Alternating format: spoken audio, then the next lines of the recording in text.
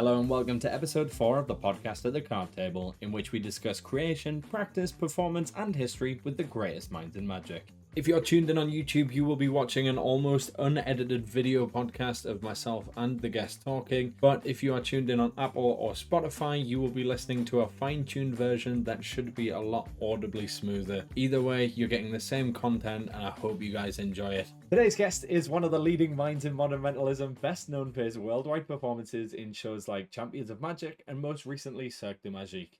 With a multitude of books and effects under his name, his traditional methodology has both helped to contribute and to evolve the techniques for performers, bringing mentalism into the 21st century. It is, of course, the amazing Alex McAleer. How are we doing today, Alex? You well? I'm good. How are you, my friend?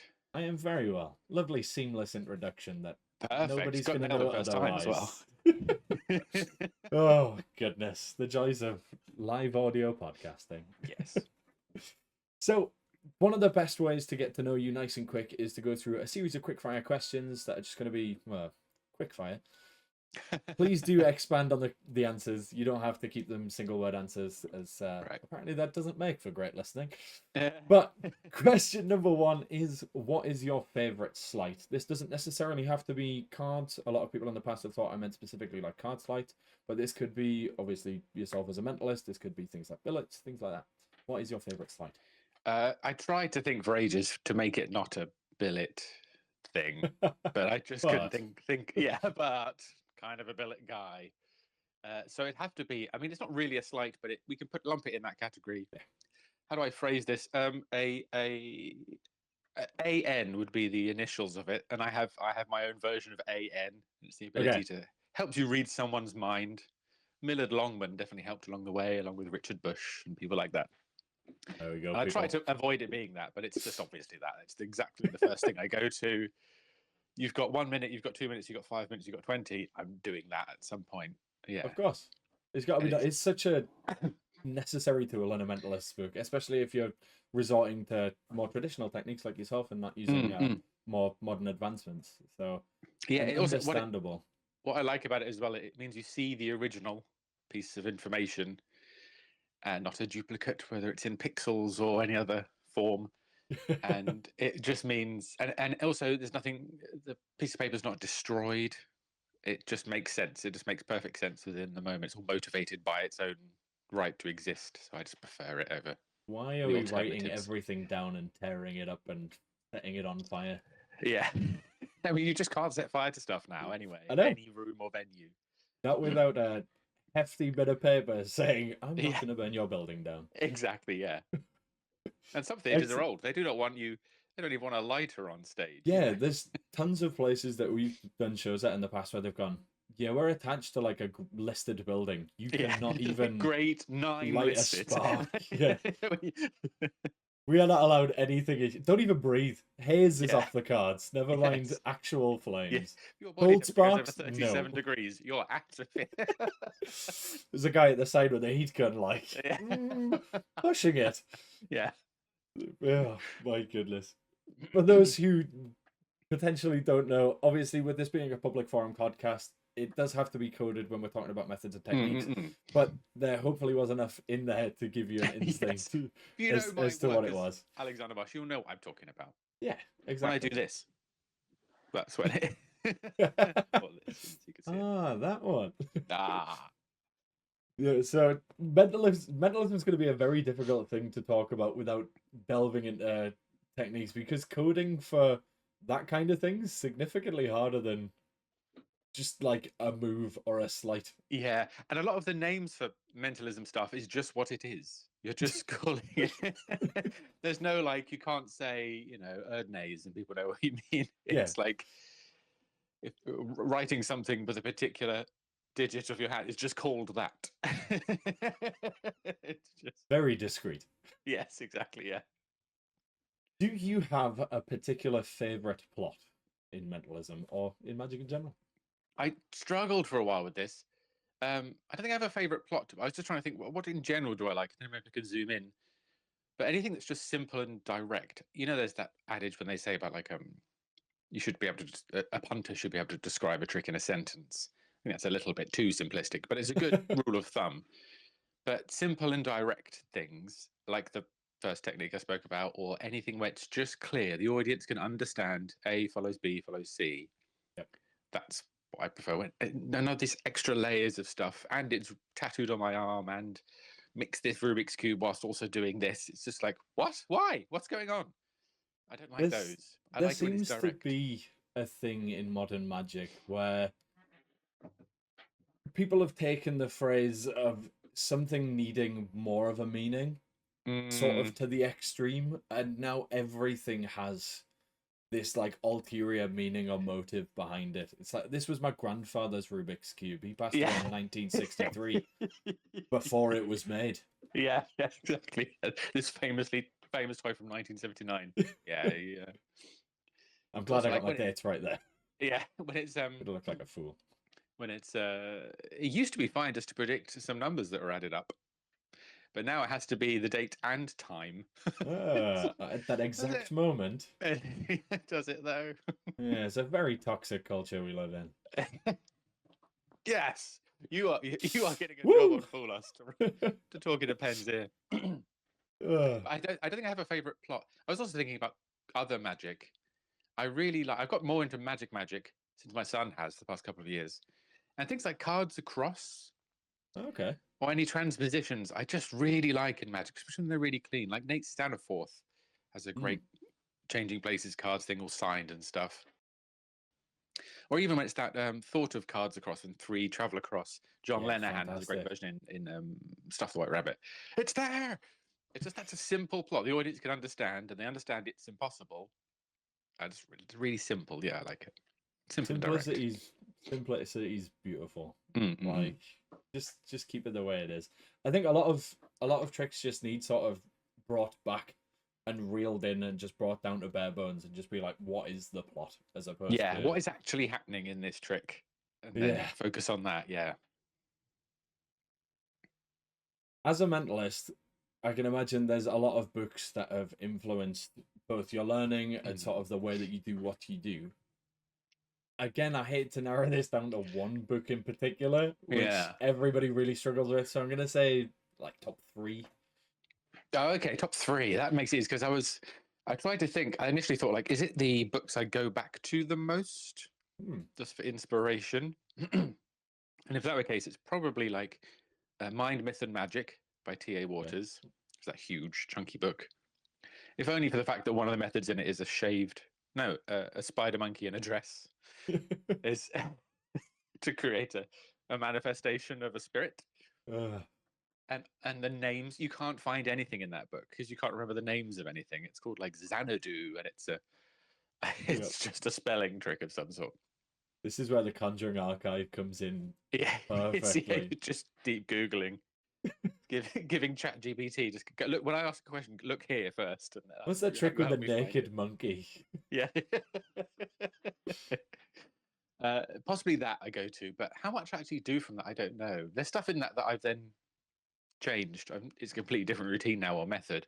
Yeah. But also the jinx as well. I don't have. Well, I do have the books, but I don't tend to read them because they're just annoying to get off the shelf. I have the big digital version that's from nice, from library.com, which you think would make it easier, but it's so big that you search for a word and it can't give you the pages quick enough, and it just crashes. I tend to go to back to that a lot. So it's got to be the jinx, as in the collected works of all Adam stuff, or Mind, Myth, and Magic by T.A. Waters, because those are the ones I go back to and have probably done stuff from the most. So your favorite book is a collection of books. Yeah, exactly. That's a real curve round the question there. And also, when they're bound together, it's actually 2 books as well, isn't it, Jinx? So either way we look at this, that was not the correct answer. Yeah, I failed.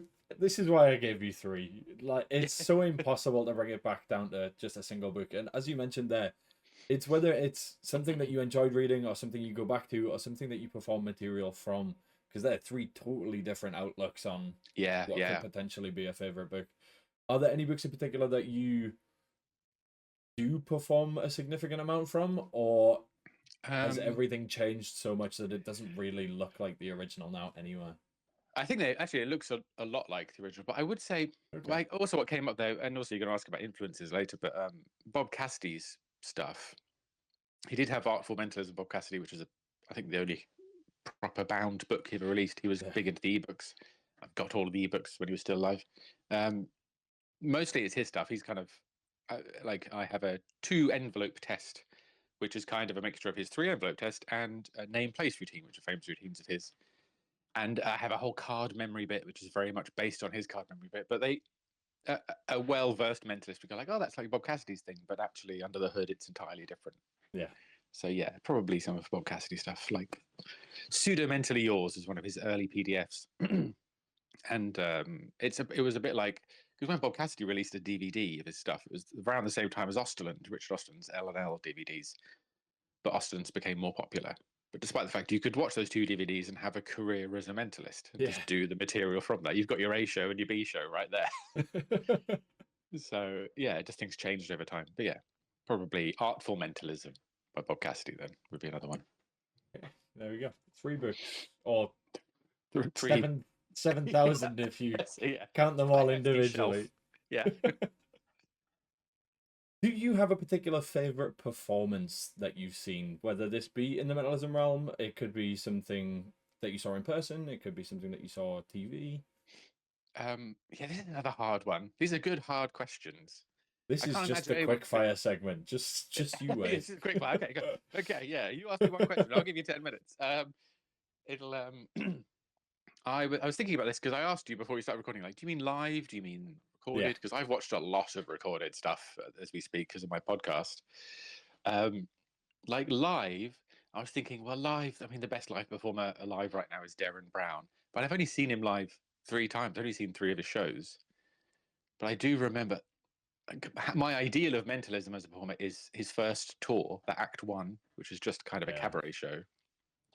But in that second one I saw, which was Something Wicked, that moment when he put the bag over his head and started to go walk over the glass was just a real moment of theatre from just a sort of sideshow stunt. You know, he had a whole free song in the room. And in that moment when he was touring, this wasn't in the televised version, there was a camera on stage, he'd point it, and then it would be like, it was like that old game show on TV. They go, like Noel's House Party, they go left, left, left, stop, up, up, up, up, stop.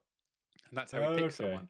And as soon as that started happening, you could feel the room go, oh God, oh God, oh God, oh God. And it's just those moments of everyone feeling something. So you feel really connected as a whole room. Those are exciting moments. I remember watching that part in Something Wicked This Way Comes where he puts the bag over his head, and I felt claustrophobic. I remember sitting there for nigh on the entire part of that segment going, like, holding my breath. Yeah. This is not okay. And the way that then, the choice of then that affects his mind and performance throughout the rest of it is just, that was a clear sign that him and Nyman and that team are just like, they're over there and everyone else is over here. It always makes me wonder what would happen, what would have happened if Nyman had said yes to the Channel 4 special. There's an alternate reality, isn't there? Yeah. I believe, I don't know this to be the case, but I believe Mark Paul was considered once as well. So it's like, what would the world have been like? Would it be, would Nyman still be at the level of, borderline Nash Tresh that Darren is? Or would it maybe have faded out? Maybe would he gone into the acting and then he could play dual roles and just become this interesting actor that also does. Would there have been like a direct switch? Would Darren now be in Wicked and writing theatre shows on the West End? So, who knows? It's a strange alternate reality that would be very cool to see. I'd watch that Black Mirror episode for sure. Be a very different episode. Now is the most controversial question in the quickfire segment, which has taken many different sort of routes, but it is, as you can imagine, magicians love drama, as you will find in any magic Facebook group. It's the only reason I'm on them. Yeah. So what's happening today? What is your magic industry gripe? This could be something that you see overperformed. This could be something that you just think doesn't deserve to be in the community. Not someone who doesn't deserve to be in the something. That could get very controversial. Okay, I'll just scribble out my notes there. I thought for a while of this, and my worry is this might make me sound like an arsehole. This is me every week. every time I like retort with something, I'm like, should I have said that? Nah. That is now on the internet. But because I wrote down your questions and thought about it beforehand. Like all podcasts, you get them in advance. Amanda, can you describe? I wrote unsolicited notes, is what I put. Because I was in Champions of Magic for a long time, for 10 years. Yeah. And me and Young and Strange and the gang would always talk about this. And there's a rule. I follow this rule with another performer. See another performer show, and you are a performer, whether you know them or not. The rule is what you say to them after the show is, great show. Just say that. That's all you have to say. And if they Whether say you to liked you, it or not. yeah, whether you liked it or not, and even if it was a bad show, don't say well done. Say great show. Or great performance. Great performance. Yeah, that's because that's all they want to hear at that moment. Yeah. That's all I want to hear at that moment. But if that performer then says to you, "Oh, thanks so much. I'd love to hear your thoughts on it. I'll be in touch." And if they then get in touch with you, tell them, tear it to shreds. Give them every note that you thought of. But yeah, just say great performance. It's just the way that, especially in Champions, we used to do a meet and greet for the first many years. We'd stand there, and often magicians would hang around afterwards, and they'd just give notes. And I understand why it's unique in magic and mentalism because we all know the tricks. Yeah. I look at a sub trunk and know roughly how it works. There's changes slightly, but But just because you know how it works doesn't mean you know how to sell it in this particular room and the technical issues and all that sort of stuff. Yeah. Because Staging, you know how a trick performance works. angles. Yeah, exactly. But then going up to that person at the end of the show and being like, have you tried doing it faster? Yeah. Or like, You know what? have you tried standing on the trunk, not beside it? Or Yeah, it's just like it used to really annoy me because I'm very privileged and very lucky to perform like mentalism in big rooms. There's not many mentalists who perform in really big rooms. Yeah. And it does mean 99% of mentalism doesn't work because it's mostly parlor or one-on-one and that sort of stuff. But it used to really bother me to be like, don't tell me how to entertain 2,000 people when you haven't. Entertaining the wife and the dog do not count. Yeah, do not count. But also, I don't want to quash that thing. Like they might have some great people who have had great advice, and it comes on board, and you take it. Or if even though 5 people say the same thing to you, like they're probably right, aren't they? Yeah, but there's a time and a place. There's a time and a place. If someone reaches out to you, then definitely say it. But yeah, unsolicited advice because it happens all the time. Even when you publish stuff, when you release stuff, I quite like releasing stuff because then someone comes to you with an idea. Oh, I'd never thought of that, and now you've improved it for me as well. Yeah. But also it can happen in reverse. You're like, have you considered it this way? Yes, and I rejected it. And that is why it is not like that. Yes, exactly. But thanks for that opinion. No, I think that's completely valid. I don't think that makes you sound like a dick at all. I think it's necessary. I think the people that come up with that, like, yeah, I know what the first thing he wants to hear is exactly what was shit. Yeah, like exactly. That is not what you want to hear when you just stepped off stage performing to like 2,000 plus people. Yeah, there's also a good example of that is the Jay Sankey's Paperclipped, which is perfect as it is. Yeah. A wonderful switch. Someone released another version. I don't know who they are. I'm sure they're lovely. But the great thing about Paperclipped is you kind of are like you clean up as you go along. It's really clean. Sense. And someone's made a version where you start dirty and end dirty. So it's like, you have not improved this at all. Downgraded. Yeah, it's a downgrade. Again, it comes back to making things more complicated than it needs to be. Even mentalism, especially, I feel, especially with the likes of Corinda, Cassidy, like the greats, the gods that we stand upon.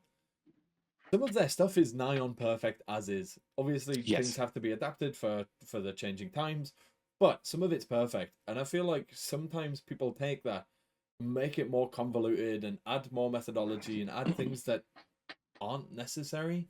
Absolutely, for the sake of it. And it's just like, oh yeah, I've made it my own. And it's like, but that's why it was good in the first place. Yeah. I literally had coffee with a friend yesterday, another mentalist, and he does Richard Ostland's watch routine. But he's adapted it to use, more technological advancements. Yep. Not with the watch. To make that still a borrowed watch. And he said to me a great thing, which was just, I was thinking for ages, like, oh, because of this, I can do this. But he said, actually, I'm just going to do exactly the routine as it is. I've just changed the method. It's a little bit more hands off. Yeah. I was like, yeah, because the routine is absolutely perfect as it is. You've just changed the technology being used for this bit. It's just, yeah, why change it? No need to change. If you can streamline something, Yes. perfect. If you're making it more convoluted, Yeah. why? Why are you doing that? Why? It's like me being a card guy, putting unnecessarily difficult sleights into things that just don't need them. Yeah. You just, with card stuff, my son's really into card stuff, and his hero is David Williamson. And Williamson's got just a grab bag of sleights that he does extremely well. It's just like he's got a pinky count because it improves the routine. It makes it clear. Yeah. There's none of this 1, 2, 3, 4 stuff. Top change. He's obviously brilliant at the top change. Like, just always do those things. You don't need. It doesn't need to be this, that, and the other. Yeah. Five things. That's all you need. Yeah. 5 sleights. Get good at those. Nothing else. You don't need 14,000 knuckle busting, 8-finger break. Like, don't get it started. I'm going to go into an industry gripe. Yeah. The next and final question in this sort of quickfire segment is your influences. As you mentioned at the start, there are going to be many. Because this has to go onto a social media post. If we can keep it to like 5 for that, good luck. I like 5 of the most prolific, and then if after that you've got other people that you'd like to mention, by all means do so. Well, sure, because actually this was kind of easy and hard at the same time. So there was Bob Cassidy. Absolutely, he is the god of mentalism. Like, I'm not the only person. There's a Luch as well would agree wholeheartedly. Like, without Cassidy's work, I wouldn't like mentalism. It would just be a bunch of crap mental magic to me, and a bunch of crap propless stuff. I'm like, I don't want either of those. But also, I think so that's in terms of methodology and that sort of stuff, the kind of finicky methods that I like. I'm also a big fan of Harry Anderson, although he's not a mentalist. And I like his Hello Sucker was his first special. I remember watching that as a kid and just going, I love this guy. Puts a needle through his arm, does the funny sight gags. There's just something about also the way he thinks about methods I really like. He's got a routine in which he's handcuffed, and it's kind of like a thumb tie routine. Yeah. And the way he's doing the handcuffs, they're special in a way, but they're really simply special because it's about the moment on stage. It's about the comedy. It's about the story you're telling, not getting the handcuffs checked over and over again to really prove that they're not special. That's another thing, overproving in magic and running while you're not being chased. Yeah. But also Penn and Teller as well. I've just always adored them since Channel 4's Unpleasant World. It's just their style, their look, everything about them. That slightly punk rock attitude towards magic. The way they're the elder statesman now of magic is just brilliant. Darren Brown, of course. I'd be lying if I didn't say he didn't have some sort of influence on me. But then I also thought of, in terms of me performing, comedians more so. And comedians I watched when I was younger, like I was obsessed with them and watched the videos over and over and over and over again of like Izzard. Izzard was dressed to kill, glorious. Often some people come watch my show and go like, are you a fan of Izzard at all? It's like, yes. There's literally a moment when I do a really Izzard-y bit. Yeah, and it's not like I'm not talking about moths and stuff and flirting around. The way I perform it is really Izzard-y. Yeah. And also like Billy Connolly as well, being that sort of raconteur that can just tell a story and entertain a crowd. That would be my dream. If I didn't have to do any tricks whatsoever, or just ended with a magic square after telling a 9-hour anecdote, that would be great for me. I'd really like that. The ultimate in propolis mentalism. Just a story. Yeah. Just tell a funny story. Yeah. But I think those are the ones that come to mind. I think without those, I just wouldn't have even tried or bothered to do any kind of performing, actually. Yeah. Jeez. Very influential then. I think there's so much that can be taken from comedy that I don't feel like is explored enough in like magic, especially thinking and creativity. Comedians come up with their own material and perform their own stuff. Yes. Magicians nigh on almost never do that. Yeah. Unless they're like creating very prolific, totally different things. But I think for the most part, a lot of performing magicians are just doing other people's material, which in the comedy world would be like game over. Yeah, that is simply not allowed. Yeah. So it'd be nice to see a little bit more of that in magic. But Yeah, I think so. Because I think I've said before in things that if you're a patter act, like especially meant you stand there and you talk to the audience, yeah, we have a lot more in common with stand-up comedians than we do a dove act. of course, yeah. That's it. Yeah. Other than the only thing we share with dove acts is we're doing something secret. That's it. But you've got that room to explore, obviously, Yeah. because you have the story and you have the relationship that you're building with the person. Whereas I think one of the sort of confinements of magic is a lot of it has already been done, whereas comedy doesn't Mm. quite have those restraints. Like comedy Yeah. can come from anything. I guess magic can come from anything as well, but you're still restricted to certain methods and certain things that have potentially already been done. Yeah, exactly. And also, I think there is an expectation as well of when an audience member watches magic, they want certain things. They'll Yeah, feel disappointed if they don't see certain things. You should. I there's mean, it's the classic thing is pulling a expectations. rabbit out of a hat. I'd never seen someone pull a rabbit out of a hat. I realized it when I went to Blackpool this year, 2025. I'd never seen the Linking Rings live, a Oh, proper version, with lots yeah, of rings, not just three. And I watched what was his name, Rick Thomas, do them, and it yeah, was fantastic. Like he apologized to us for it, sensational. and I was like, "No, it was wonderful, Rick. I now know you're a good magician, so that's thank Yeah. you." Again, there's beauty in those sort of traditional things as well, Yeah, which I think a lot of traditional stuff gets overlooked nowadays. yeah, Again, both in magic and mentalism, whether it be methodology or like actual routines and tricks. A lot of people are just looking for the next best thing or just whatever's top five on Penguin at the moment. yeah, exactly. I forget. I feel like if you're just getting someone to say stop in a book and then tell them to think of that first word, and then you tell them. People Yeah. think that's absolutely amazing and brilliant, and you forget that if you get too lost in your own hole of like, but it's got to be today's birth, it's got to be their birthday predicted, Yeah, it and the needs to be Rubik's more cube has to hands look like off. Mario. Yeah, I yeah, need to be in a different room and they need to open their own book that they brought from 400 miles away. yeah, exactly. It's just unnecessary. Yeah. So that is the quickfire segment over, and I believe that is probably the fastest quickfire segment Oh, we've had. I So was thinking like, fair play. good. Looking down at the watch, like I've got to be somewhere at 5 o'clock. I can ramble on for days as well, so fair play for keeping it nice and short. We're going to take this back to the very start as we get into sort of the main segment of this, and we're going to look at your origin story. So, why magic and mentalism, and how did you first get into it? I thought of a joke then. So because you said origin story, I was like, I was bitten by a radioactive mentalist. And now I can see through people's hands while they're Yeah. writing. It's true. It's true. Why mentalism? It was absolutely Darren Brown is why mentalism. When I was younger, I'm an only child. I have no brothers or sisters. Yeah. For people who don't know what that means. So I grew up and you had kind of as an only child, like I have an only child. You have to entertain yourself. You have to amuse yourself. So I was kind of into everything when I was young. So I had lots of hobbies. And also because of the podcast I do, I watch a lot of old TV shows like Paul Daniels and all those things that used to be on when I was a kid. Yeah. I've realized since it was always the variety acts that I liked the most. I didn't want to be a magician when I was little. I mean, I had a magic kit and a couple of Tenyo things. That one with the little purple box and the ring in a box, and you put the sword through. Yeah. Pull And this the off. method is like it brings, Yeah. but it's still like if Sensational. you made a giant version of that, it would be baffling.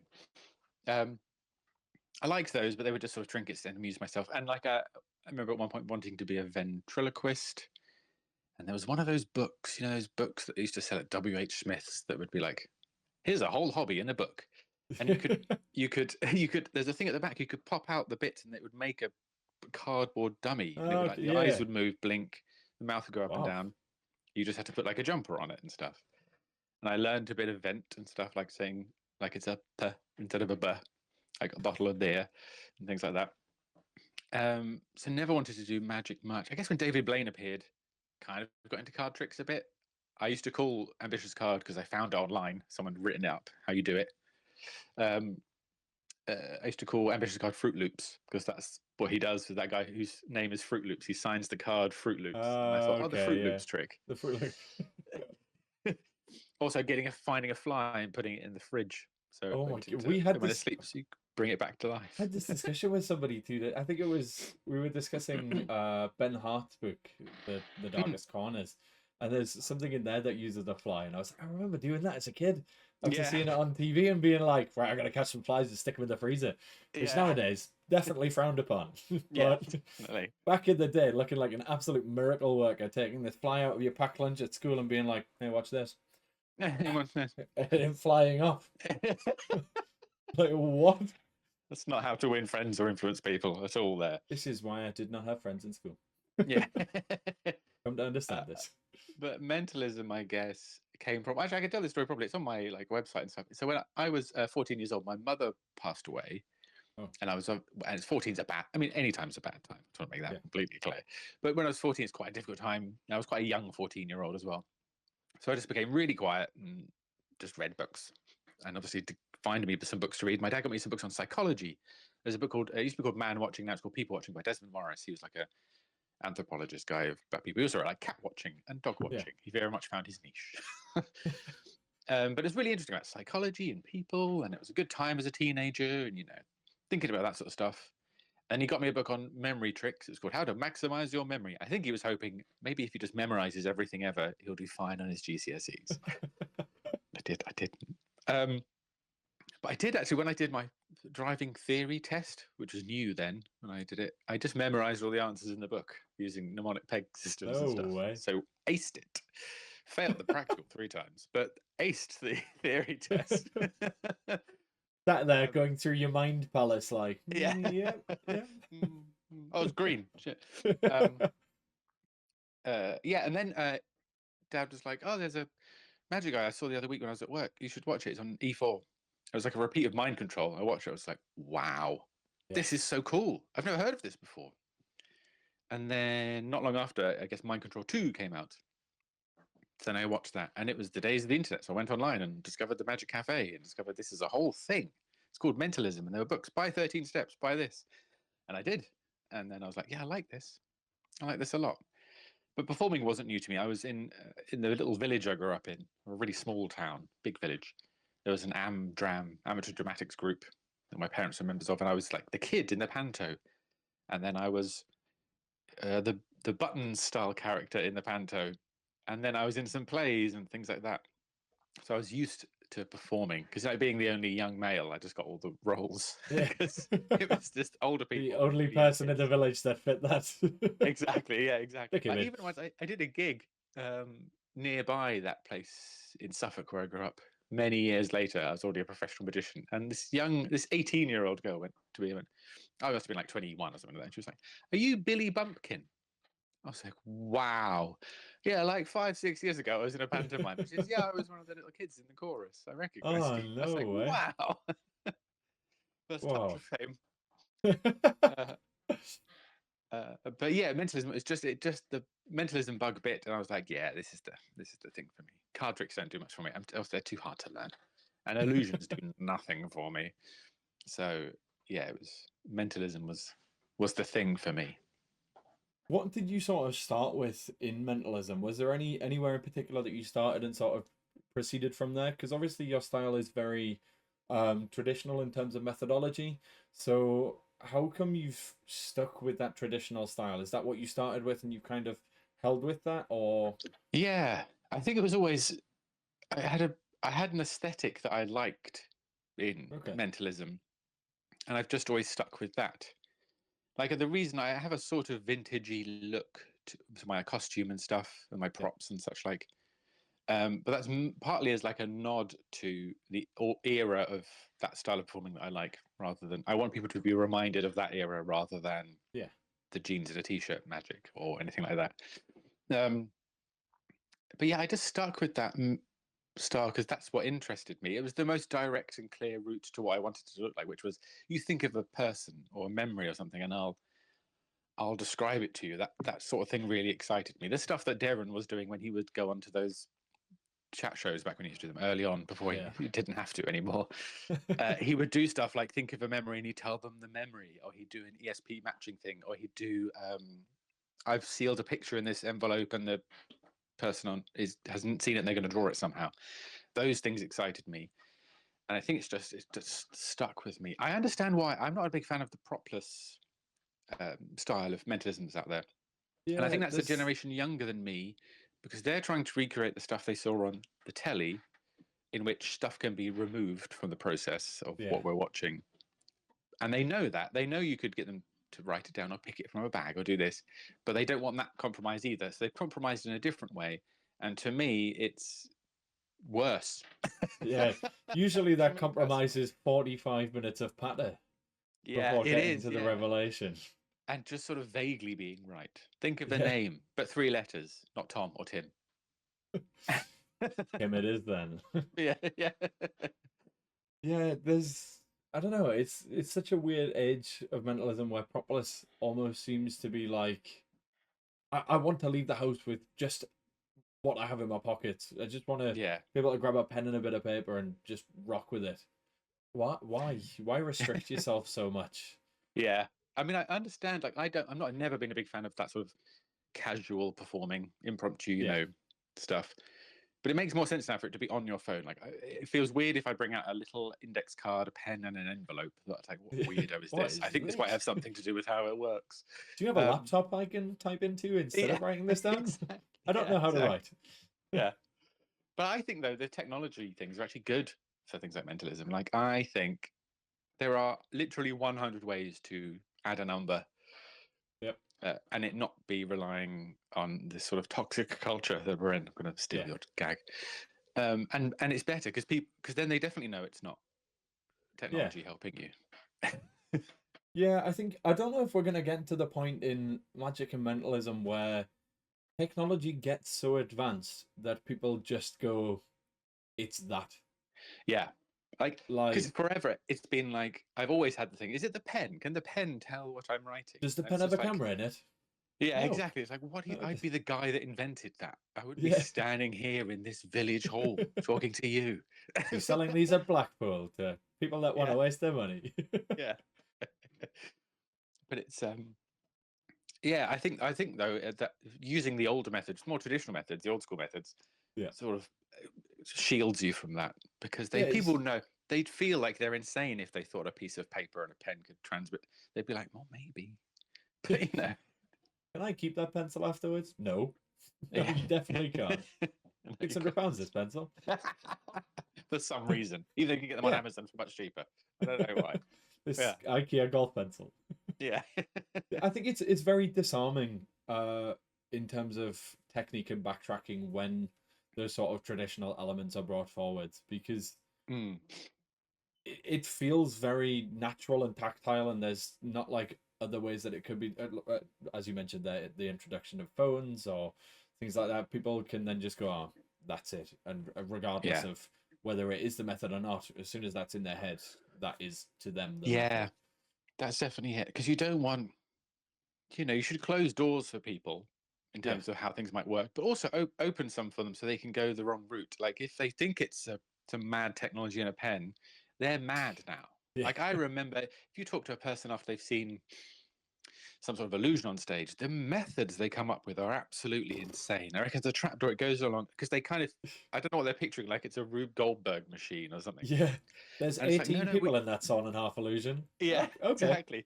They don't think of practicalities of like, no, this has to work anywhere and at any time and in any place, basically. Which perfectly segues onto the next question. I don't know whether you did that on purpose or just... Yes, let's see. Yeah, of course. Obviously, having performed in a wide range of venues and different contexts, how does your creative process and approach change based on the setting and sort of audience size that you're performing to? Yeah, it changes. Massively broad question, but I know, but I get the vibe of what you're saying, because it really does, actually. I don't hear many people talk about it, because I remember I'd been working on Champions for years and like doing the big shows, and then had a bit of a break or something, and then so I booked in some other stuff, like it was like parlor style shows, and it was just literally in the moment of it, I was like, I'm being too big. I'm being far, far too big, and these people are British, not an American audience in Poughkeepsie, Idaho, whatever it is. I was like, and also in Britain, we know what mentalism is. We've had Darren Brown for a long time. Yeah. Like, I don't have to kind of over-explain it or anything. I was just like, I have to be smaller in the room. So it really is important to me. That also comes down to material choice for me as a mentalist as well. Like, it kind of has to work anywhere, and you have to change some elements. You have to have a few ways to skin a cat You know what I Yeah. mean? As in, like, if it's a big show, people have to understand that I've written something down big on a big bit of card or a big notepad. But in a Yeah. parlor show, that's silly. But if I have to rely on that big pad for a method for something later, I have to have another way to do it smaller, Yeah. because I don't want to always be inventing a new show every time I perform for 20 people, 500, 1,000. So that it's just kind of understanding, like in Cirque Du Magique, there's a routine I called spooky action, when a spectator draws something whilst blindfolded, you know, Yeah. automatic writing style, or the whole audience is projecting it to them. And I had to experiment with methods that I've only ever done that in front of about a few hundred people. I tried a bigger method, but it was technological and didn't work very well. Thanks, Yal Miranda. So, uh, so then I just went back to the small version. I was like, screw it. Yeah. They're not here to see me. This isn't my show. In a moment, someone's going to be flipping around doing something because Circus is next. So it doesn't. I'm filling time while they're setting it up backstage. But it is, yeah. You have to. It changes depending on the room, depending on the audience. And it's having that, reading the room is really important. It's nothing more Yeah. galling, is there, than seeing a performer of any kind, like performing like they're, I don't know, Robbie Williams at a concert. Only like, guys, no one cares about this guy. We're just, we just want to get Yeah. on.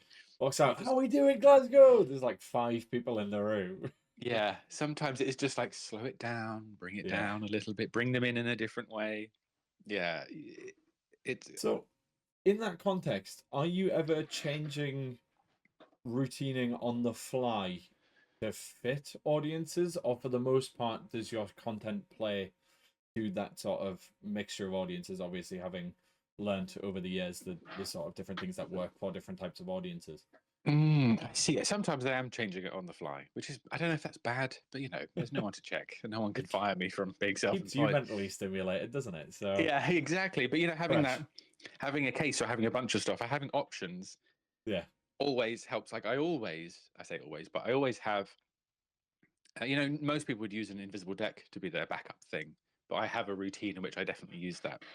But if I'm not doing that routine, it's on me, because I can Yeah. do something with that. I could get someone to call someone out of the room, or if someone's phone goes off, I could use that moment because it's happening in the room Yeah. and it's happening. But also having, Bob Cassidy famously has a fourth dimensional telepathy, a 3 envelope test, Yep. which isn't formally in my main show, but I always have it ready because I know that's 15 minutes at least. So I Yeah. can just switch to that. Or if they're just not liking something, or something's gone wrong, I can still deliver. You can't really, especially as a mentalist, you can't just go like, oh, sorry, the prop isn't working, or there's been a technical fault, because you can't just go, I'm sorry, my frontal cortex has stopped functioning. I can't carry on anymore. Yeah. Just collapsed to the floor. Yeah. Oh no. Uh, And also, I think sometimes I intentionally I don't like the up and down of spectators all the time. I try to yeah. avoid that. So a friend of mine calls it tagging. So you bring a couple of people, then one person goes back and this person stays the next thing, and someone Okay. involved in this. And it's a nice way to do it, so it's not so up and down, up and down, up and down. Yeah. But I think sometimes that's I'm working with someone. I'm like, I want this person off the stage. They are either just completely giving nothing, not give it. Yeah. or they are giving a bit too much. And I'm like, oh, you're having too much of a good time, but my show, and you're going to ruin it for the people. I have a plan, and you're kind of You are not part of that plan. you're not part of Get that off the part of that plan stage. anymore. Yeah, you're thinking of banana. Thanks very much. Goodbye. And done. Yeah, I think audience interaction obviously plays massively into mentalism because without an audience member to read the mind of, Stop. pretty Stop shit trick. mentalism. Yeah. Yeah. So finding the balance of not necessarily always having somebody or multiple people on stage is a crazy concept, to be fair. Yeah, it's tricky. And in mentalism as well, there's just things like, I don't really try to avoid people going away with the notion that he's the man that tells you what you wrote down. Yeah. And that's my favorite mentalism. So I really have to avoid that as best I can. How do you find? I'm going off script here, which I definitely shouldn't do because the question is in about 18 different parts of my brain, and I need to try and bring it fire away. back together. Oh, You know what? I'm not going to go off topic because the question Oh, has now immediately gone. And I realize sitting here for the next like 3 minutes whilst the YouTube version of this goes out unedited is not going to be remotely entertaining at all. Although I will keep it on topic. Obviously, having toured a multitude of different venues, you did, was it over 500 shows with Champions of yeah, Magic? well over 500. Yeah. Yeah, that is quite an extensive amount of performance time. What are some of the challenges that you faced on tour and how did you overcome them? There's various challenges. There's always just like technical things. I mean, as a show, as an entity, there was like one time when the truck with all the stuff on, there was kind of for the most part, it was two trucks. One truck with all Yeah. the lighting and the truss and all the technical stuff that's not magic related. That turned up, but the stuff with all the tricks on didn't turn up until like an hour or two before. And like, yeah, and so also there's been many occasions when stuff like that happened. So within Champions, when I was in it, it was then it became more of a McAleer heavy show because McAleer's entire You've got everything in your suit that you're wearing. yeah, Get on exactly. stage. We had like big cases that had most of our stuff in. I mean, most of mine was bits of paper and envelopes and stuff that just Yeah. the consumables that happen in a Mentalism act, especially when you're doing a big Q&A routine. I just have to dig out other stuff. Can you do this tonight? Yes, I can. But it's being flexible like that. That was why I used to have a little doctor's bag, and I always had that because there was just stuff in it. If someone from the wing shouted something, once the producer of the show who worked backstage brought on a microphone stand, which was not needed, and said to me, "Check."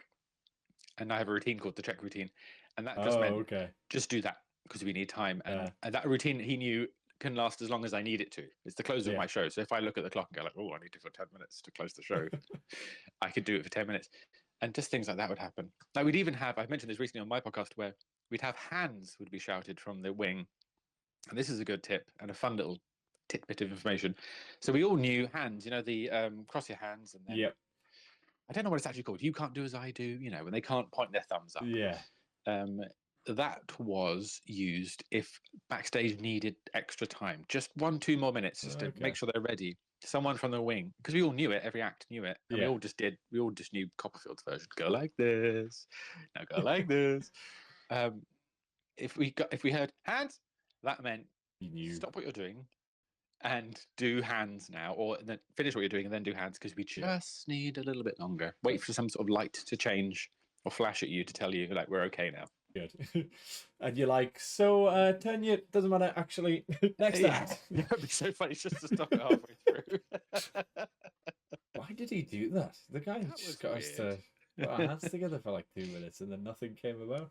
But it's good to have something to do because, like, I could improv something, I could just talk to some people, but like some performers can't do that. So just having a thing to do is useful. Having a trick that you know and you can just do it. Yeah, I think that's one of the many joys of Mentalism is that you can take literally a piece of paper and have an entire hour worth of show from a piece of paper and a pencil. Like, yeah, it's just madness. I can't imagine a card guy just being like, fill 15 minutes with just cards. It's going to be quite a big multiple selection routine. If every single member of the audience could pick a card, please. We'll get there in the end. Just doing tossed out deck with 52 cards.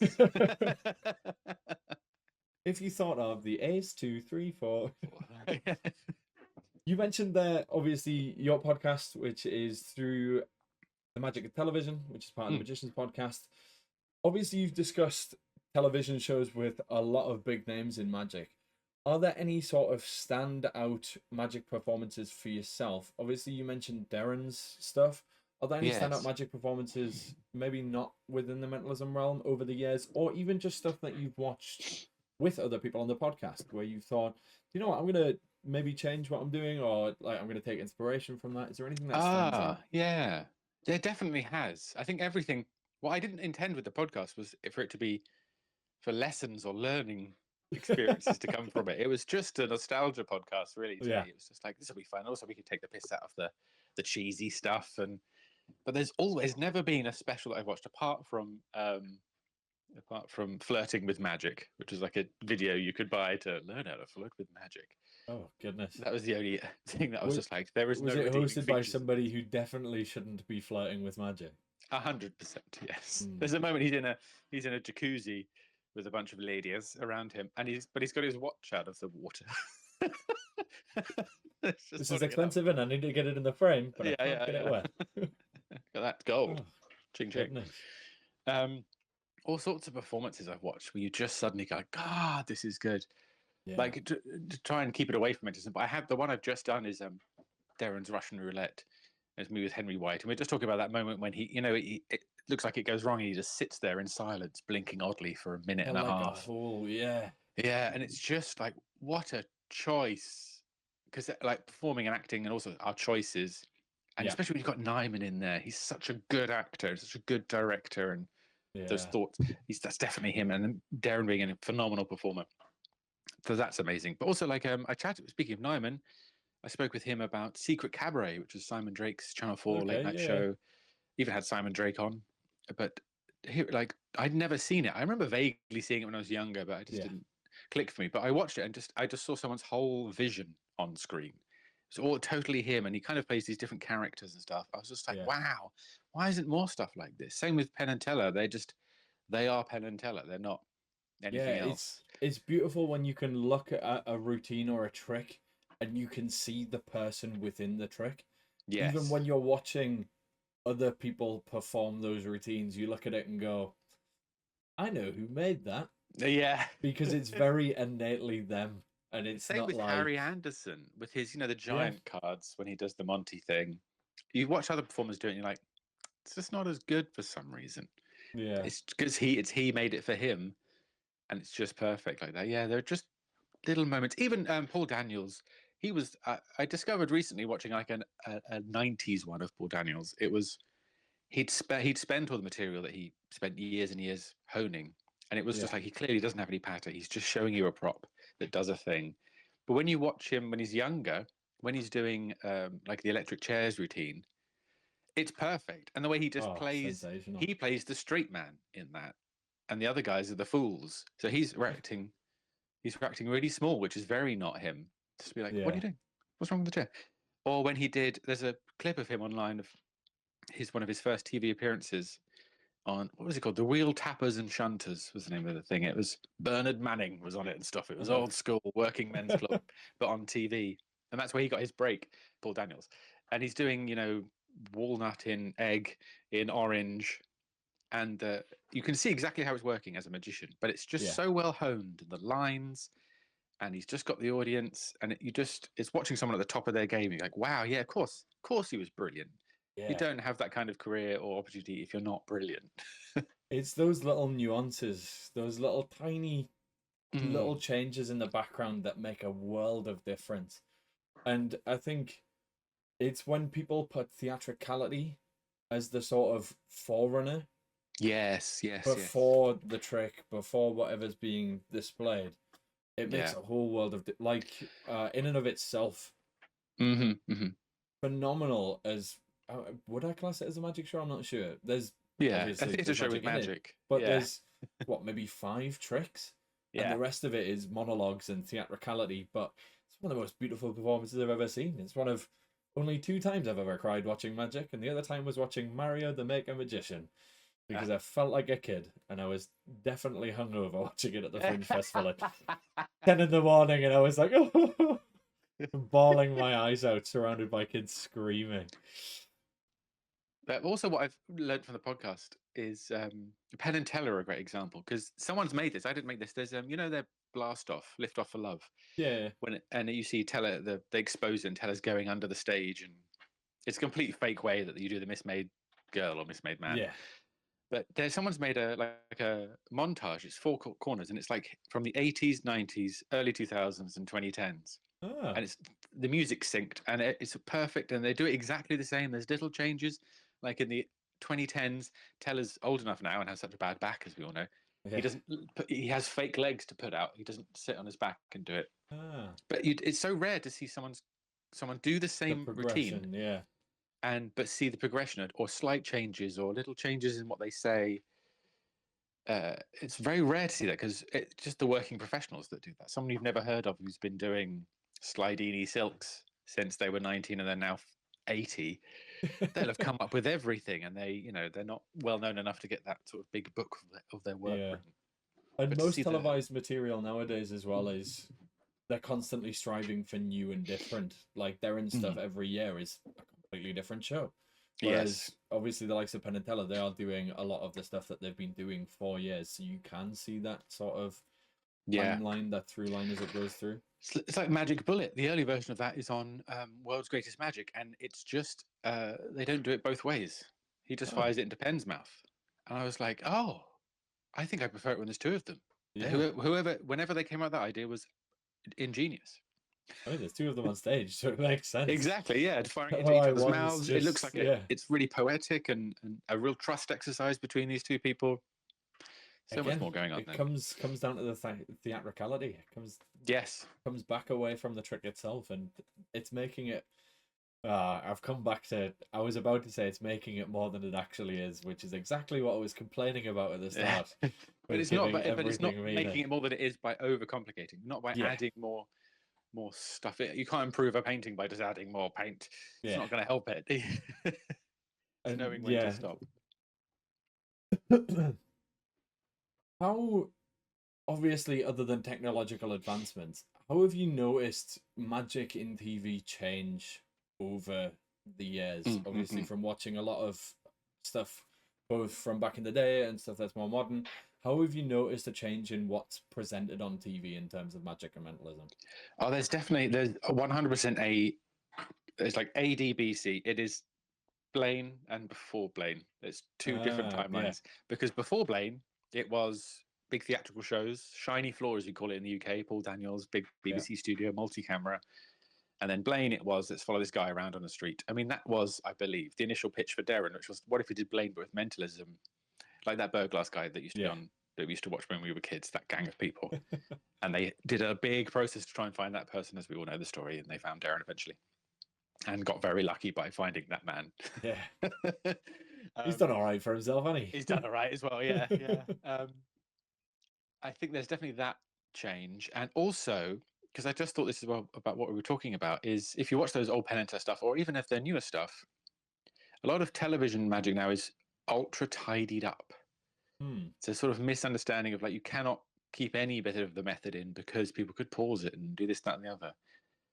However, like in the 90s, less of an issue, even though you could record stuff and watch it again. People definitely did because that's why they're on YouTube now, because someone had a VHS of it and then transferred it to DVD and then onto a hard drive and went, oh, I'll pop this on YouTube. And they're like Stuff the White Rabbit. There's Tom Mulliker is doing his card routine where it appears under the ashtray. Like, it's the same damn cards underneath. And if you just watch it, you see him put them there twice. Yeah. But you just are still misdirected. There's this belief that you can't be. But also, it's this stupid notion that the audience sat there think this is all real magic or something. They love it if they kind of vaguely, even with mentalism, I'm aware that I'm playing that game of, they like, maybe he read that. Maybe he read that piece of paper. Somehow, I don't know how or when, but maybe he did. But the point is not how did he do it. It's you want to get them to beyond caring about that point. We just care about how it works. But some stuff is just so tidied up, so much so that it no longer makes sense. Mark Paul always says this. He'd rather have the moment where they chose the word from the book be seen, because then you know you've seen it, than it happen off screen. Speculating, like and it even happens in the live performances of the Got Talent things. It's so tidied up that it's impossible to piece back together as a professional magician. Not chopped and cut well enough. Yes, yeah. And it's because very they evident don't how have things someone are. in the room telling them how to do it. Yeah, not ideal. I remember speaking to James Went on the last episode. Obviously, he did help my supply teachers magic, and he was talking about when they were thinking through how they wanted it filmed and how they wanted it presented. He wanted to keep it very genuine and very as the person would see it. But as he mentioned, because the person's naturally misdirected to look in different places, he felt like it was okay for the camera to also be misdirected and look in different places, which I think is a totally different thing to just chopping out the method. Yes, it is a totally different thing. There's something that's in one of Lance Burton's things, which you can absolutely see a thing you shouldn't see, but it's definitely because they edited it and the editor didn't notice. Yeah. you can tell it's like he just didn't notice, or that it wasn't like they were like it'll be fine. Like the world's greatest magic. Whoever that was that produced that, Larson? No, someone. I'm turning into my dad. Who's that person? It doesn't matter. Get on with it. He would make sure it was the best version possible film, even if it was just like they'd shoot it and the audience could see the method. Like if it was involving invisible strings, sometimes the audience could see them, but it's for the television. This is its legacy moment. It's going to be seen by millions. Ignore the 200 people here. Or they reshoot bits just to make sure they got it, and they watch it and know how to shoot it. You know, that extra care. But in the Got Talent things, they don't care. They don't give a shit about that. It's all about entertainment, isn't it? Yeah. It's all about controversy, because controversy sells, and the numbers that you get from controversy in newspapers to then come back to your shows, and it creates a spur and drama online. I can't even imagine going through the whole process of Britain's Got Talent. It must be absolute carnage. Yes, well, I've done it twice, but never shown, so I can attest to the fact that they're all scum. Wow. Apart from individual people that you meet who are all lovely, they're just working in a different industry to us, so that's fine. Yeah, that's fair. It's a completely different ball game to live theatre and live performances, isn't it? Also, I realise as well, with the TikTok online content, I often watch one and go like, a bit flashy, like film it again. You can just film it again. But also they don't, because engagement is where they get the extra numbers from. So someone's spotting like, oh, I spotted something there. That's good. Yeah, and then they go back and watch it again, and then at 2:16, I saw you do it. I saw this happen. Yeah, and then that's good for the person making point. the content, but not good for magic necessarily. Algorithms, man. Yeah, I feel like the sort of nature of TikTok and Instagram and things like that nowadays is obviously people's sort of brains have changed, in that it's very dopamine heavy now. It's very fast, hard hitting. I'm not enjoying this. I'm going to swipe to the next thing. I'm going to see something different, which TV, I feel like, especially magic in TV, is sort of steering in that direction as well. A lot of other pieces like Darren's stuff were all long story-driven content. Even some of Blaine's stuff was like longer pieces. But now it's very much trick. A little bit of story, back to trick. It's like I don't know if that's for the better or for worse. Who was that guy that won? Did he win America's Got Talent? Or got very close? And his arc, his story, was that he had a child. That was it. I love my child, and here's the thing with a photo of that child. Yeah. Oh, right. It's pretty... Again, that's another thing. Like, people winning talent shows just because of their unique background and story is a whole other controversy in itself. Yeah. But let's not go there. It's not, the podcast to end at some for point. Our safety. Yeah, exactly. Yeah. One of the projects that you put out a while ago with the 1914 was, forgive me if I'm not, it's The Art of Stagecraft. Yes. There we go. Is that the title? Yes, because initially their plan was like to do a few The Art Ofs. Oh, and then that was just the first one. So there probably will be more in the future. It's an absolutely phenomenal insight into somebody who has very evidently done a lot of performances. As we mentioned earlier with Champions of Magic, you've done nigh on 1,000 performances. And obviously with everything else that you've done, it's nice to see what is essentially like 20 years of knowledge just crammed into this small space, and those little tidbits of, I wear these shoes while I'm rehearsing so that I know what the shoes feel like. Those little things are so... They're just things that you would overlook. What pieces of advice, if you had to give any, that people might not necessarily think about, especially when it comes to stage performance, do you think should be brought to light so people can better themselves on stage? Oh, I see. That's a good point. Stage performance.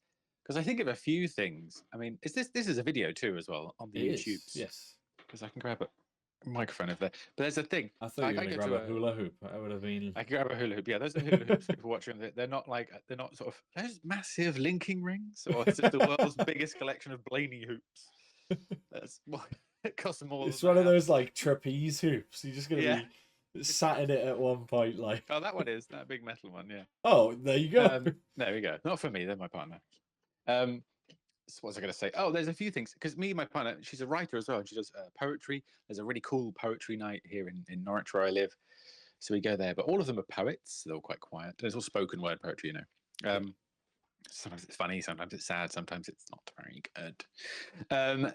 But all of them are. And there's another guy there he's like a tutor for English for drama, and used to be an actor. And we always have this thing of like, why are they scared of the microphone? It's just I'm going to grab this mic. Yeah, certainly.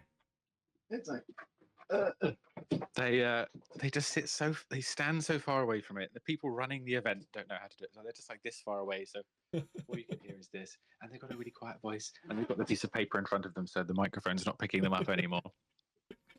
So there's a mic techniques thing. Just like also, if you speak right into it like this, you're going to get plosives.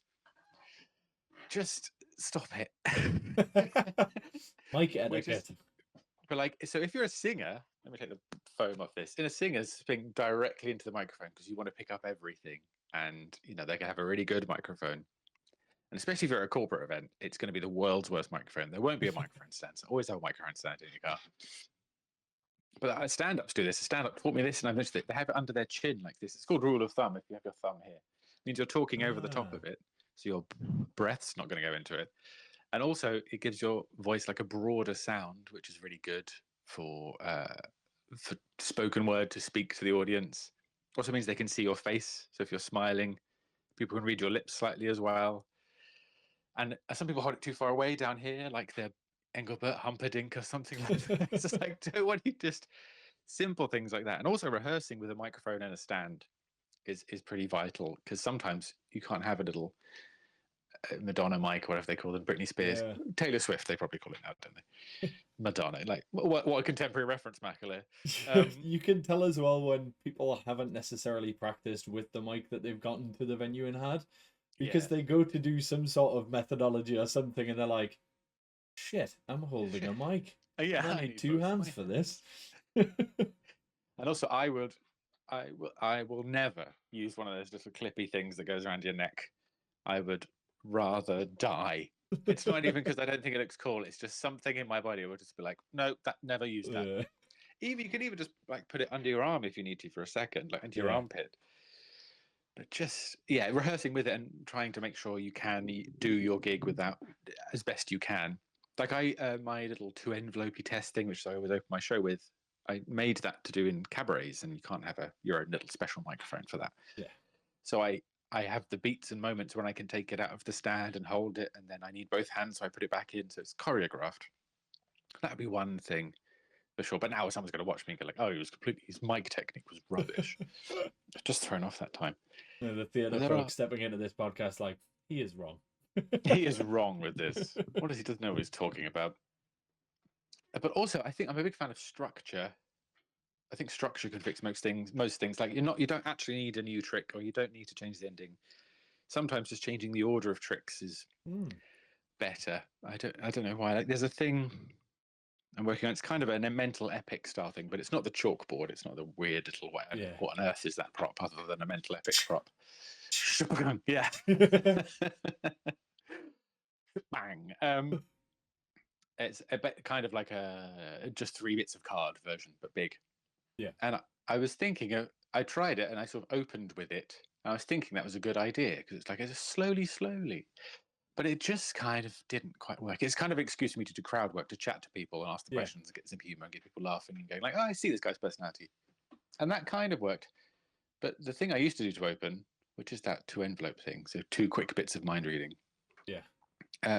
is definitely better. So I just swapped their places. I do the normal opener I used to do, which is 2 people up on stage, read this person's mind in more detail, and then throw it out to the audience going, I'm going to throw something out. You stand up, hi, what's your name? What did you do today? Comedy. Write something down, name something. Good, we'll come back to you in a second. And then do that with those 3. It made much more sense. It just felt like it flowed better. Yeah. So it wasn't that the trick was wrong, it's just in the wrong place in the show. Progression. Yeah, I'm quite a big fan of just like, what's the flow? What does it feel like needs to happen now? Not like I don't let the trick decide. Some tricks are kind of like a middle trick, aren't they? Or an Yeah. opener or a closer. It's just like what feels right now. You Or can should there be often a feel when change? something's just been shoehorned in because Yes. that's what Yes. it's a trick that the performer really wanted to do, but they've Yeah. got a strong opener, they've got a strong closer. It just kind of has to go in the middle, even though it should be Yeah. closing the show. There's a thing in book writing, because my partner's a book writer as well. Like next to me here is a pinboard with sort of the beats and the structure of her novel. But there's in novel writing they call it the beginning, the muddle, and the end. Because Ah, you know the beginning, you know the end, but then there's sort of the muddle in yeah, the middle that you have to get through, and then that's the bit you've got to work on. The beginning's always good, the ending's always good. I think that's true of performing. Oh, I also have like this idea of the 20-minute rule, especially with magic, is I think an audience can stand about 20 minutes of the same thing or the same yeah, vibe of a thing before they're like, let's change the channel, let's change it to something else. I yeah. think in visual magic, it's probably 10 at most. If you're sat down with a deck of cards, popping them out and doing stuff, no longer than 10 minutes on that. Otherwise, they will be like, we get it. You can back palm. It's people in the audience trying to like Yes, swipe you up swipe to the next upwards. one. Yeah. Need a new serotonin hit, please. I think just Uh, little like rules like that are things you notice over time, just are really handy. yeah, you mentioned obviously the structure there. With mentalism, as you mentioned earlier on, obviously there's a lot of audience participation. Being able to interact with the crowd like you would in such like a big broad audience participation thing Mm, allows you to get to know people in the crowd. It allows you to sort of examine who are potential people that get up on stage. yes. How do you go about finding the correct people for that if you are going into the likes of the two envelope test where you don't necessarily have the chance to get to know people so much before you bring them up? Because as you say, the second you've got somebody on stage, either going to be a good time or it's going to be a long time. Never a bad time. It's either a Yeah. good time or a long time. Um, well, having a routine like that to envelope thing, which I know inside out, I've definitely done that thousands of times. Yeah. So it's just I know the methodology inside out, but I don't need to worry about that. And if Yeah. it goes completely wrong, whatever. It doesn't matter. I can grind some kind of result out. Yeah. Um, Got an invisible so deck. We'll get there. yeah, exactly. um, so I know I can. I know it's good. I know it's clean. I know it's direct. So I know the routine. And also with the first person that I deal with, they are kind of unfortunately, but by choice, essentially just a prop. Not much interaction with them. It is just, what's your name? Think of this. Think of it in this way. Yeah. Am I correct? Yes. And that's just because I need to show the audience this. So I tend to pick someone who I might not want to pick in general. Usually a male, just be kind of a bit binary and a bit simplistic about it. But I kind of Yeah. pick a bloke for that one because he's not going to be Yeah. there for long. And it also kind of shows, and also I know I'm witty enough. I can like, don't banter with me. Don't take control. And with the other person I'm spending a bit more time with, they're thinking of a person they know, and I'm going to get the age of that person and their relationship to them, and maybe the last time they saw them. So it's a bit more intimate with that person. Um, but it is. I've gone off on such a tangent. I've forgotten the question. It was you have to Finding audience picking. It's members, essentially finding the picking correct. volunteers, picking people. Yes, yeah. There's not much. I think it's just having the leeway to know that you can do something with them and get a result out. And that's the good thing about tricks is there's always a definite moment where the conclusions happen, which is if like they're thinking of something, you're going to reveal it. Yeah. So if I'm not getting much from them in terms of personality or banter, then it's all right. There's still the trick to rely on. That's Yeah. going to be impressive regardless. That's why just doing stand up is too scary because what if everyone likes a magic trick? Everyone likes something impossible happening. Yeah. So at least you've got that. But like with the big shows like Champions of Magic, it's better in big rooms like that to it be really obvious they're picked at random. So throwing something Yeah. out into the audience. So therefore you really have no idea what you're going to get. And sometimes And that it's was a real risky. roll of the dice. Yeah. Yeah. Whereas in my own show, I tend to pick people because it's so Yeah. smaller, they know it's not. They know it's not, just my friends in the room or something like that. Because by the end of the 2 hours, they've met 50 people. So they're like, this can't all be stooges. That would be Yeah. ridiculous. That is not financially viable. Yeah, exactly. Yeah. But if you could hold this map behind your back of the flooring plan and draw a circle with a Sharpie Yeah. for the next spectator, Yeah. That would be great. Yeah. I'm only going to do that once, though. I'm not going to do it every time. We won't have any consistency to the random way in which we pick people. Obviously, with magic, especially sort of visual stuff and card tricks and things like that, there's points in which methodology can be on display and people can pick up on that. And that tends to be where sort of heckles come from. What do you find tends to be the most sort of heckled thing if you do get hecklers in mentalism, and how do you deal with that? Heckles. Also, like I have no time for it because my very call and responsey in my show, but I do shut them down. It's just like playfully, but also not always playfully. It's just like there's many a time. Young used to love it in the Champions of Magic when I told the audience to shush, shh. Because also I Stop just with think the applause. yeah, Cut it no, out. but like if they're chatting or there's murmuring or there's something happening, it's like shh. It's because I find it really rude. Like there are other people here. This isn't all for you, sweetheart. Like let's keep it down a bit. All right. I went to see Ghost Stories 2 or 3 days ago. Phenomenal. The lady beside me was sort of, it was like watching an audio described performance. Yeah. The lady was describing what I was seeing on stage to the person sat beside her, who was her younger daughter, who was also conversing back and forth at the same time. And I was like, this is not okay. This is so rude. Yeah. I get that. It's like, have you if ever I could seen go shush. have you seen The Woman in Black, the play? I've yet to see it. It's on top of it's my touring list. around, isn't it? So Yeah, it'll I be nearby as absolutely well. love horror in general, and horror in theater is so niche. There's like a shared 8 experience to of that 10 is things. Yeah. I think across the board, like Ghost Stories, 222, Woman in Black, but it's so small, and I think it's something that should be explored more because it's the such most a close wonderful thing to play with. Yeah, it's the most close to magic because it's a shared experience of a room full of people. Yeah, and you have to respond. A bit like laughter, but it's a different response. But, often with magical techniques thrown in there as well. Yes, definitely. Sometimes has it special is effects and magic. stuff. Yeah, a lot of black art, but they don't know it's called that. I watch some productions. I'm like, I should tell them. I should tell them there's a way they could improve this slightly. There's a moment. One of the first jump scares is not a ghosty thing. It's just a loud sound. Yeah. I could spoil this. Also, who cares? It's a really old play, book rather. There's of a train. They're on a train. It goes through a tunnel. So there's that sound. Yeah. And it's the first time you go because you were aware. Okay, there's at some point there's going to be a creepy woman walking through the aisle. I'd seen the trailer, but that's the first scare. But it gets people yabber afterwards because they sort of the nervous laughter in an audience and stuff. And they've adapted the play to deal with that, so you're not missing anything vital afterwards. And it's kind of you just have to adapt to it. When there's I call it out in my show. There's always a moment when they start yabbering after something because there's a bit of a break. Yeah. And I say like that's my favorite bit when you'll turn to your friend and go, "Yeah, I watched the YouTube video."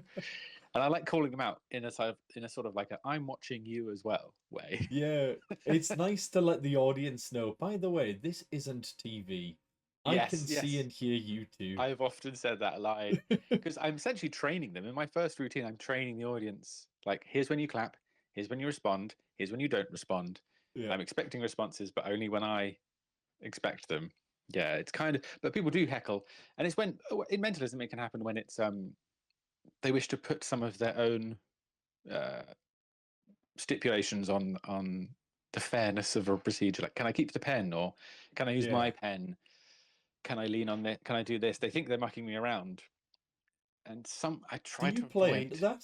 Do you play into it potentially being the method and being like, just to throw them off the scent and then go, yeah, sure, why not? Or do you just completely blow it off and continue as though? Normally, I'm annoyed because it's just I've truncated it in this way. I've made it this simple because we need to get to the point. Like this is not you deciding. You going, well, could I perhaps phone a friend and ask them what word they might think, and can I borrow someone else's pen? Like, we need to fucking get on with this. Yeah. It's like I do a big card routine in my show. And I know it's better the audience really know they're shuffled and they could shuffle them. We could spend a whole time on that. But it's boring. I just take them back and go like, I'm going to mix these cards like this. Happy? Great. We all know they're shuffled. Like, let's get on with it. It's They're not paid to watch again, a man shuffle cards. But there are, some heckles. People do shout out stuff. Ask a question like, "Can I do this?" I don't know. There's that slightly snarky line from Burglass, which is like, can I examine the deck? And he goes, "Sure. What are you looking for?" Really And call them out. yeah, but also if I was asked that, I'd be like, "I don't know, but I'll know when I find it." As in, like, that would be my response to that. So it's a Yeah. little bit, it's not that witty, but it's. But heckles to like people. Actually steal a thing from Izzard where it's just like, "Don't heckle, I will kill you," something like that. I used to have a line, but people don't like it. I can feel the audience go a bit quiet about it. It's like, "Don't heckle the mind reader," because though your brain is like a computer in many ways, you can't clear the browsing history. And it just makes people go, "Oh." Everybody's like, Yeah, sit in their seat dark like, thoughts. "Fuck, Right. Yeah. let's get rid of that." Yeah. So I think sometimes I have to say, "Don't heckle the mind reader." And then people understand.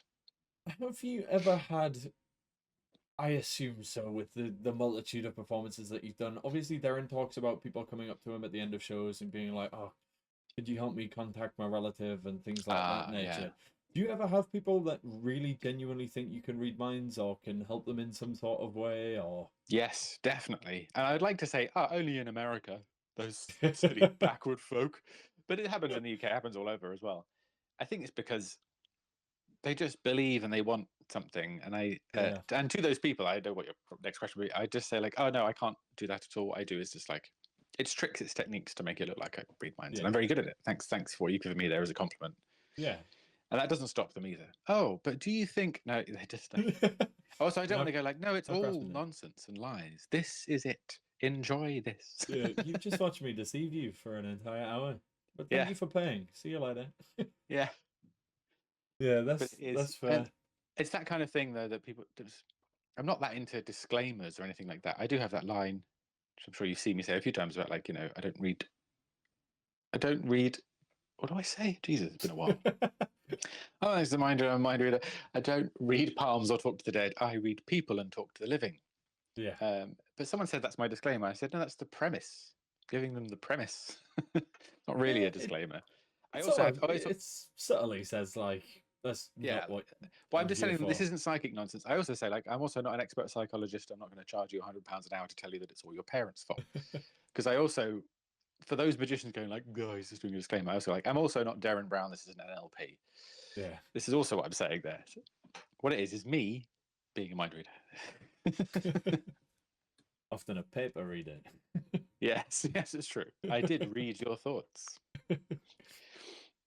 Well, I'm going to sort of bring this to a general close in the final question, which is obviously we've spoken about a multitude of tidbits of advice, more so for stage performance and things like that. But Mm. do you have any general advice that you'd like to pass on that you've learned throughout your career or through life in general? Oh, through life in general. Gee. Let's make this really prolific then. Really prolific. Be kind, have fun, pick up your litter. Uh, the, also, that's one. That's my son's one as well. Be kind, have fun. Essentially, it's like that's the rule, isn't it? Do that Yeah. on stage as well. Be kind, have fun.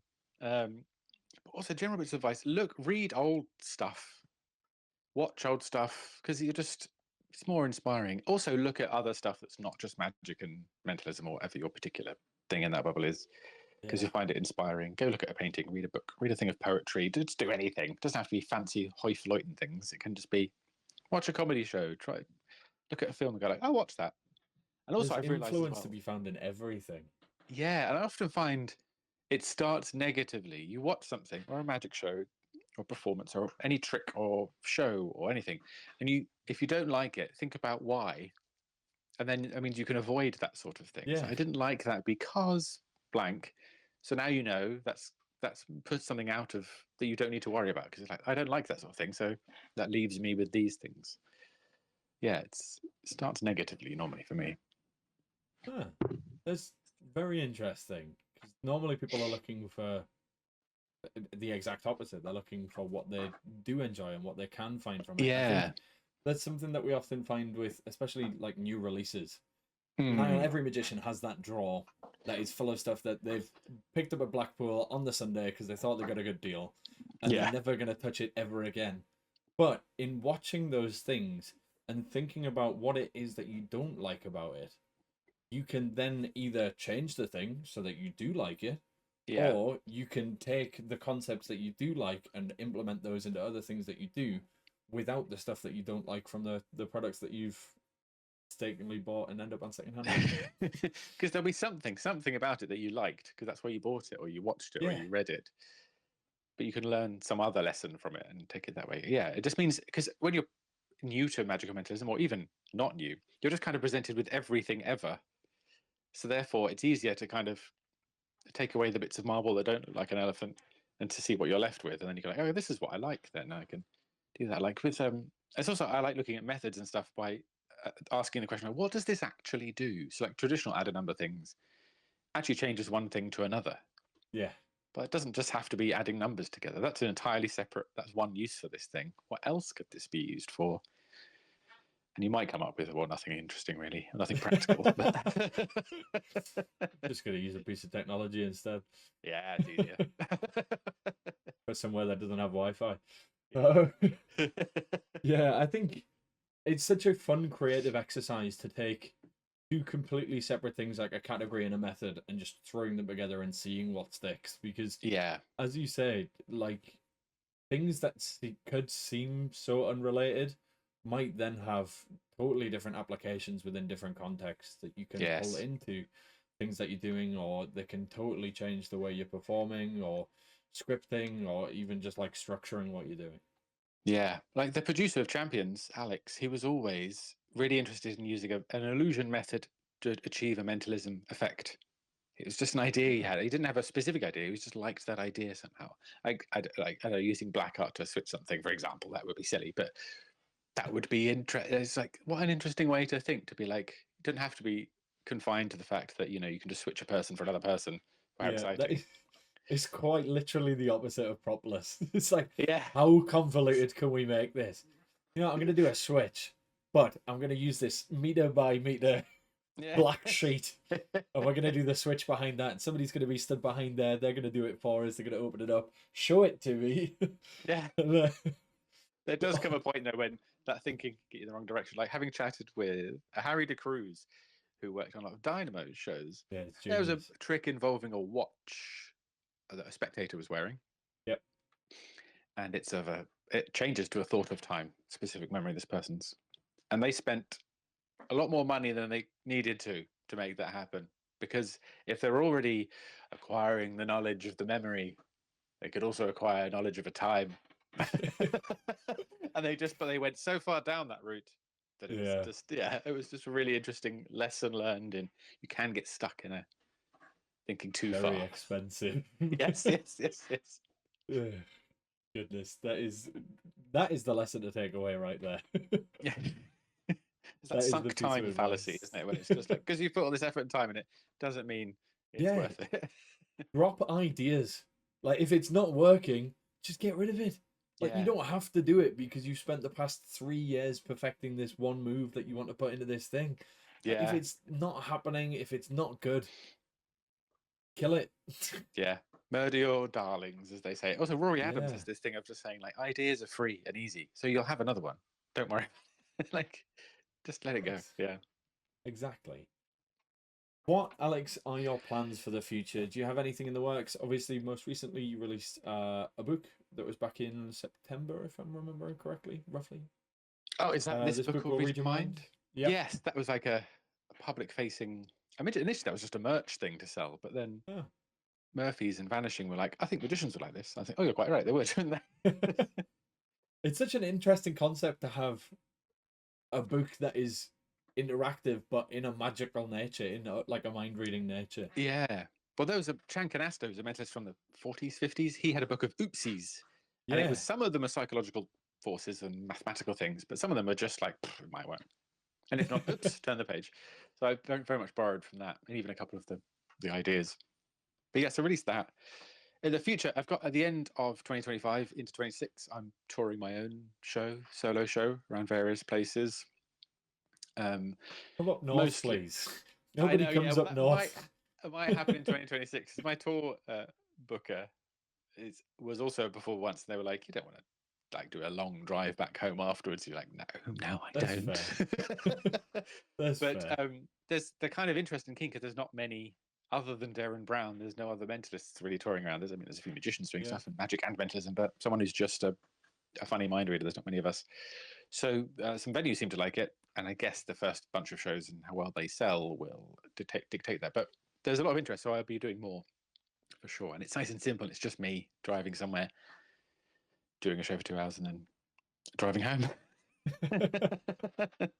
Are you literally just going venue home? Are you hoteling Often, at sometimes there's a couple of back-to-backs ones, so I'll drive to the next place. Yeah.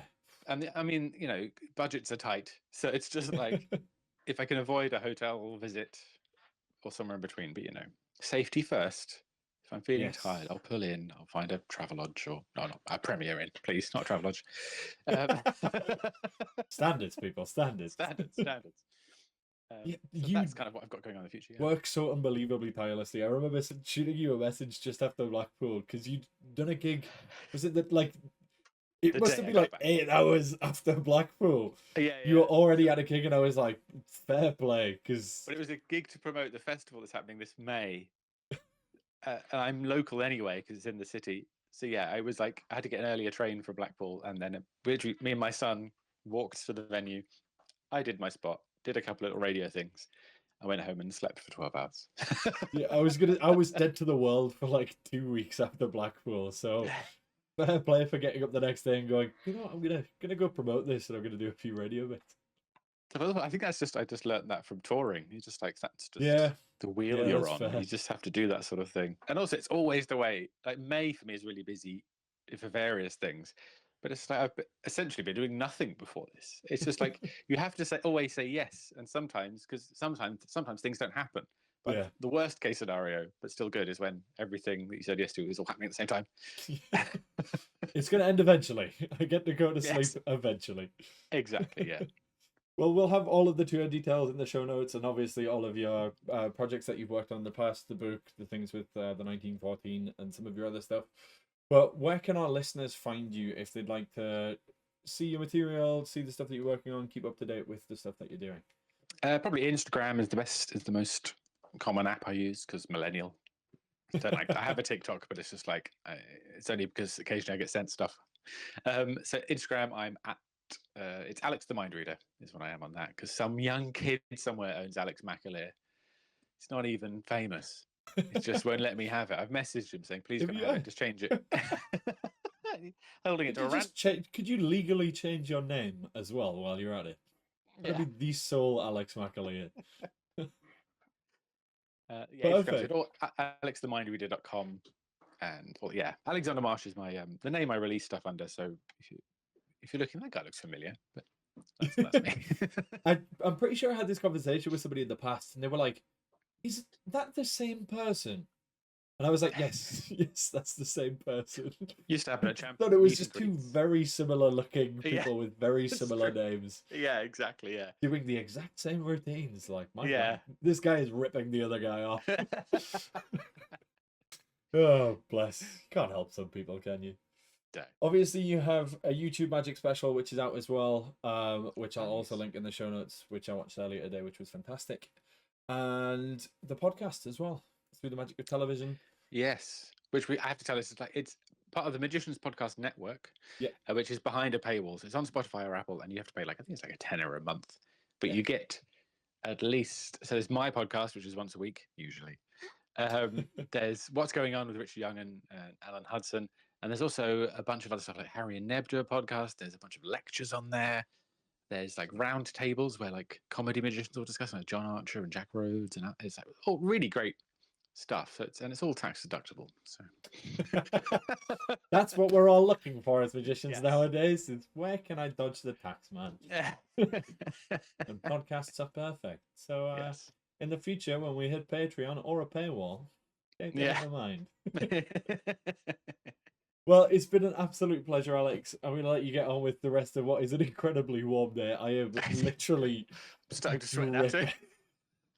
The sun is slowly making its way around past your studio, making you alive. But again, thank you so much. The advice that you've given and the stories that you shared have been super useful to myself for a performative nature, and just even the little things about thinking about finer details of performance are literally game changers that people just so regularly overlook. So I can't thank you enough for that. Oh, it's been a pleasure. Thank you so much for having me on. As always, if you have enjoyed the podcast, please do leave a 5-star review. If you're going to leave anything else, don't bother. Plain and simple. 5-star minimum. 5-star minimum. That's it. That's all we take. And yeah, we'll see you guys in the next one. Thank you very much and goodbye.